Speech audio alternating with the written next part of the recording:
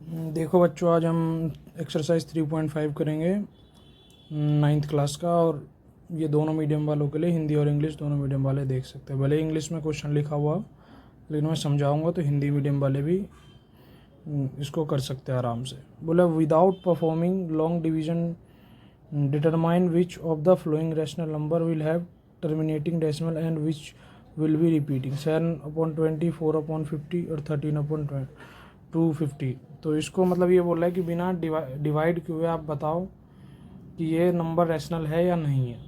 तो इसका एक रूल होता है जो मैं आपको बताने जा रहा हूँ। जैसे 20 है तो इसका तुम प्राइम फैक्टर करके निकालोगे 20 का, जो आपके अपॉन में है, जो आपका न्यूमिनेटर अपॉन डिनोमिनेटर अंश बटे हर का निकालोगे ऐसे प्राइम फैक्टर करके। 2 10 जा, 2 5 जा और 5 1 जा, तो 2 का स्क्वायर और 5। यदि नीचे ये दोनों नंबर एक साथ बन रहे हैं तो ये इसका मतलब ये क्या है, ये टर्मिनेटिंग है। क्या है ये टर्मिनेटिंग है और ये एक रैशनल नंबर है। ये क्या है, रैशनल नंबर है। टर्मिनेट हो जाता है, तुम्हें पता ही है, रैशनल नंबर, टर्मिनेटिंग और रैशनल नंबर। अभी यहाँ पे देखो 5 तो है, 15 में 3 × 5 आ रहा है, 5 तो है लेकिन 2 नहीं है, तो ये क्या हो जाएगा, ये टर्मिनेटिंग नहीं होगा, नॉन टर्मिनेटिंग हो जाएगा। ठीक है, ठीक। और आगे ही बताऊंगा, आगे के भी क्वेश्चन में बताऊंगा कि क्या क्या कुछ है, और समझ आ जाएगा आपको आगे। अब मैं सॉल्व करके बताऊंगा तो, और डिवीजन मेथड से ही बताऊंगा कि कैसे होता है। यहाँ देख लो 2 और 5 है, तो ये क्या होगा, टर्मिनेटिंग होगा भाई। 2 और 5, नीचे 2 और 5 का पेयर बन जाए, चाहे कितना भी पावर हो, तो ये तुम्हारा क्या हो जाएगा, टर्मिनेटिंग हो जाएगा।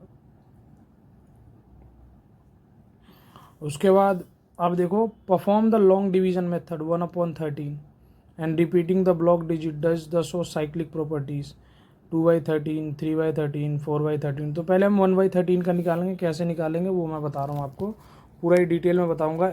आप 1/7 का भी आपके बुक में दे रखा है साइक्लिक नंबर के नाम से, तो वो भी कर सकते हो। एग्जाम्पल में दे रखा है, उसमें डिटेल में समझा रखा है एनसीईआरटी बुक में, वहाँ से जाके आप देख सकते हो। बाकी मैं यहाँ करा रहा हूँ तो ये पूरा ही समझ आ जाएगा। ठीक है, ये गलत ले लिया, 13/1 आएगा जो ऊपर होता है, ये 100 हो गया, मतलब 2 0 डाला तो 0.0 आ जाएगा। टेबल आपको लर्न होना चाहिए तो जल्दी कर लोगे, वरना तो जोड़ जोड़ के करोगे तो लेट हो जाएगा। तो इसलिए 2 से 20 तक तो ज़रूरी टेबल लर्न करें। 13 7 जा 91, 91 है, 10 में से 1 गया, कितना आ गया, 10 में से 1 गया 9 आ जाएगा। ठीक है, फिर ये क्या आ जाएगा, ये आ गया 0, क्या आ गया, 0 आ गया। फिर ये वाला 0 आप डालोगे, ठीक है, 9 आ गया, मतलब 100 में से ही घटा रहे हो भाई, 10 तो होगा नहीं 100 में से, तो 9, फिर 0 डालोगे तो पॉइंट लगा दिया। फिर क्या आ जाएगा, 13 7 जा तो 13 6 जा 78, घटाओगे 12 आ गया। 13 9 जा 117। ठीक है, तो 0 में से 7 गया 3, और ये क्या होगा, 3 बचेगा, 0 आ जाएगा। फिर 30, 13 2 जा 26, कितना आ गया, 4 आ गया। फिर 13 3 जा कितना आ गया, 39। अब देखो यहाँ पे फिर से 1 आ गया। हमारा क्या था, 1/13, तो मतलब ये तुम्हारा 13 का जो 1/13 निकाला उसकी वैल्यू क्या है, 0.06923 आया। अब मैं फिर से करूँगा 100 तो फिर वो 7 आ जाएगा, तो यहाँ पे क्या लग जाएगा भाई, बार लग जाएगा। इस पूरे नंबर पे क्या लग जाएगा, बार लग जाएगा। बार लग जाएगा, बार मतलब होता है बार बार ये रिपीट हो रहा है, मतलब 6 7 9 2 3 बार बार रिपीट हो रहा है। ठीक है, तो ये एक तरीके का साइक्लिक नंबर परफॉर्म होगा। मान लो तुम्हें 2/13 बोलेगा, तो तुम्हें बार बार नहीं निकालना कि डिवाइड करके मैं ऐसे निकालो 3, ऐसे 13 को फिर ऐसे नहीं निकालना।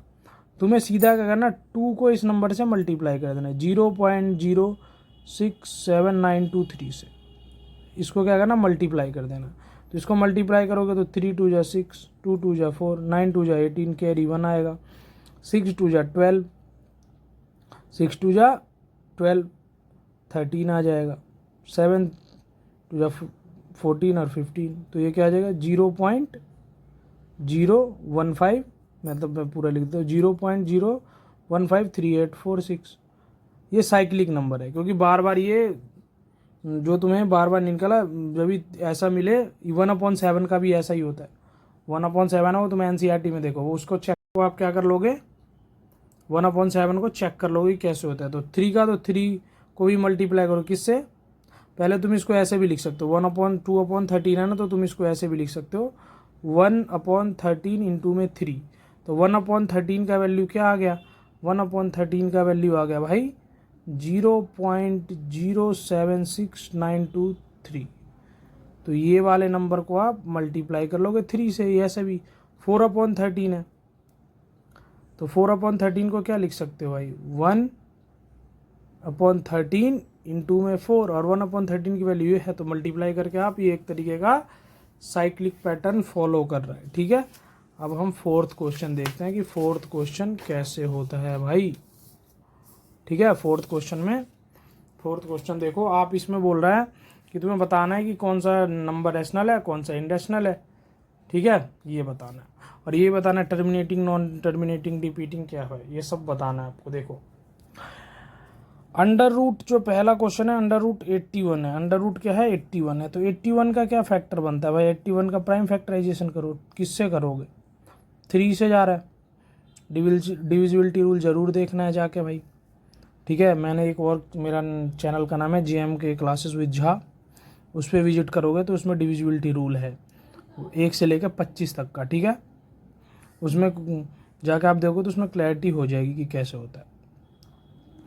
तो ये 327 आ गया, 3 तुम्हारा क्या आ गया, 9 आ गया, 3 3 जा, तो क्या हो गया ये तुम्हारा 3 इंटू 3 इंटू 3 इंटू 3 पेयर बनते हैं, पता ही है, 2 पेयर बनता है, 2 पेयर बन गए, तो ये क्या हो जाएगा 3 की पावर 4 हो जाएगा, 3 का स्क्वायर ऐसे भी लिख सकते हो, और तुम इंटू 3 इंटू 3, तो स्क्वायर से अंडर रूट कट जाता है, तो 3 इंटू 3 बाहर आ गया, 9 आ गया, क्या आ गया 9। तो ये तो भाई 9 आ गया, तो ये रैशनल नंबर नहीं है, this is a not a rational number, तो ये क्या हो जाए, ये this is a not a in rational number, तो ये क्या होगा, this is a rational number, क्या होगा रैशनल, ये एक परिमेय संख्या है, क्या है परिमेय संख्या। दूसरा देख लो अंडर रूट 2, ये इसका अंडर रूट में ही तोड़ लो भाई, 12 को ना तोड़ लो, अंडर रूट 12 को क्या कर लो, 3 इंटू 2 इंटू 2, 2 2 1 2 बाहर आ जाएगा, अंडर रूट में आ रहा, तो ये क्या होगा, ये रैशनल, ये क्या इनरैशनल है, क्या है इनरैशनल नंबर है, मतलब अपरिमेय संख्या है। क्या लिख दोगे हिंदी में, अपरिमेय संख्या, अपरिमेय संख्या। अब थर्ड वाला देखो, ये क्या है, नॉन टर्मिनेटिंग, टर्मिनेट भी नहीं हो रहा मतलब ख़त्म भी नहीं होगा, और रिपीटिंग, क्या होगा नॉन टर्मिनेटिंग और रिपीटिंग होगा। ठीक है, क्या लिखोगे 0.3, ऐसे बार करके लिख देता हूँ मैं, बार बार जो बार बार रिपीट हो उसको बार बोलते हैं, non terminating, netting and repeating, non terminating और रिपीट भी हो रहा है, रिपीटिंग। ये वाला भी वही है, चौथे वाला भी क्या है 0.12345 फिर 124 ये भी नॉन टर्मिनेटिंग और रिपीटिंग है। ये भी क्या है, इसका भी लिखोगे नॉन टर्मिनेटिंग और रिपीटिंग। ठीक है, बार बार रिपीट हो रहा है। ठीक है, फिर पांचवा 0.101 फिर 100 ऐसे ही, तो ये भी नॉन टर्मिनेटिंग और रिपीटिंग है। अब इसका देख 256018 फिर 56122398 फिर 74, ये नॉन टर्मिनेटिंग है, नॉन टर्मिनेटिंग है, रिपीटिंग नहीं है, नॉन टर्मिनेटिंग नॉन रिपीटिंग। ठीक है, अब फोर्थ क्वेश्चन देखते हैं, फोर्थ क्वेश्चन क्या होता है, the number 0.9 which mean 0 is the rational number using algebraic expression करके। तो ये जो तुम्हारा अगले का एक्सरसाइज है उसमें पूरा ही डिटेल में बताऊंगा और उसके ट्रिक भी बताऊंगा, लेकिन अभी तक मैं ये क्वेश्चन आपको बता देता हूँ कि कैसे होता है। इसको क्या करना है, ये बहुत सबसे, ये एग्ज़ाम पॉइंट ऑफ व्यू से बहुत इंपॉर्टेंट है, और मैं अगले का एक्सरसाइज जो कराऊंगा ना उसमें पूरा ही इस पर फोकस होगा, और यही होगा, लगभग आधे घंटे की वीडियो होगी, और उसमें मैं पूरा ही बताऊंगा कैसे होता है। एग्जाम पॉइंट 5 नंबर का क्वेश्चन आता है, 2-3 चीज़ें मिलके इसमें बताऊंगा कैसे होगा। लेट x इजिकल टू, इसमें दे रखा है 0.9, मतलब भाई 0.9 का मतलब है बार बार 9 आ रहा है। ठीक है, मैं इसको क्या करता हूँ, इक्वेशन 1 मान लेता हूँ। ठीक है, हिंदी वाले क्या करेंगे, समीकरण 1 मान लेंगे, समीकरण 1 भाई, ठीक है, समीकरण 1 मान लोगे। फिर क्या करूँगा, जब मुझे पता है कि ये है तो मैं इसको एक इधर खिसकाऊंगा, इसको क्या खिसकाऊंगा, एक इधर खिसकाऊंगा, और एक इधर खिसकाऊंगा तो क्या होगा, जब एक मैं इधर खिसकाऊंगा तो ये क्या हो जाएगा, 9.99 आ जाएगा भाई, ठीक है। और यहाँ पे 1 तो होता ही है सबके नीचे, तुम्हें पता ही है, और ये 1 पॉइंट किसका है, तो 1 0 आ गया, तो ये क्या हो गया मेरा 10, इधर ये मल्टीप्लाई हो जाएगा 10x, 9.9999 आ जाएगा, ठीक है। और 0.99 को मैंने क्या मान रखा है, लेकिन मैं तुम्हें एक दूसरे मेथड से करा रहा हूँ, समीकरण 2, इसको तुम समीकरण 1 और 2 मानोगे, ठीक है, मतलब इक्वेशन 1 और 2। तो जब तुम इक्वेशन 1 में से इक्वेशन 2 में से इक्वेशन 1 को माइनस कर दोगे, क्या कर दोगे, माइनस, तो हम लिख लेते हैं इक्वेशन 2 क्या है, 10x क्या है हमारा, 10x 9.999, ये चलता ही रहेगा। और इक्वेशन 1 क्या है,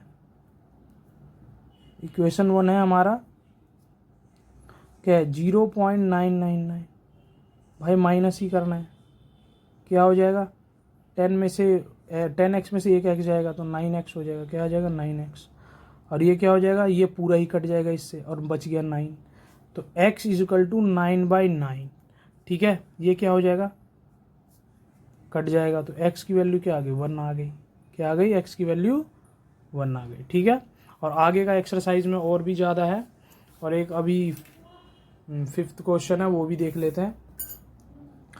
We have seen that a repeating block in 1/7 is cyclic number. Try to find move every n whose reciprocal 1 upon produce decimal repeating block that are cyclic.